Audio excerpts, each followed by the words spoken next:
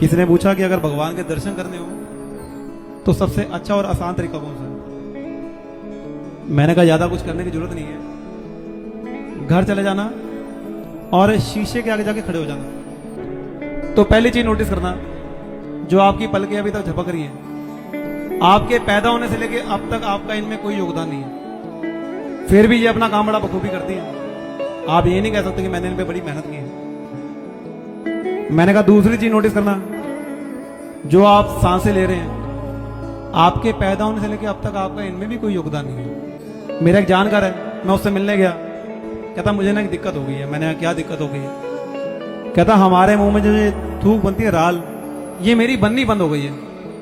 अब डॉक्टर ने बोला हर थोड़ी देर में पानी मुंह में रखना है, ट्रीटमेंट अलग चल रहा है। मैंने कहा ये परमात्मा का भी हमारा इस तरफ ध्यान नहीं गया, ये भी काम अपने आप होता है और बड़ा बखूबी तरीके से हो रहा है। यकीन जाना, खाना मुंह में चबाने के बाद उसका आगे का क्या प्रोसीजर है हमें आज तक कुछ नहीं पता। मैंने कहा ऐसी हजारों नहीं लाखों चीजें अपने अंदर देखने के बाद भी अगर तुझे परमात्मा के दर्शन अपने अंदर नहीं हो रहे ना, तो यकीन जाना इस दुनिया के किसी भी कोने में आपको भगवान दिखने वाले नहीं है।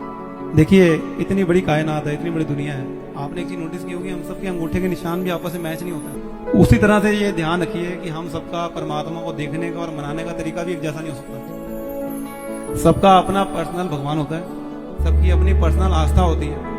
मुझे भगवान सुनाई देता है तो बहुत अच्छी बात है, पर मैं ये थो भी दूं कि भगवान सिर्फ सुनाई दिया जा सकता है, ये तो गलत बात है। कोई मुझे बोले कि मुझे भगवान दिखाई दिए, मैं कहूंगा बहुत अच्छी बात है, पर आप ये दावा ही कर दें कि भगवान को सिर्फ देखा जा सकता है, ये तो गलत बात है।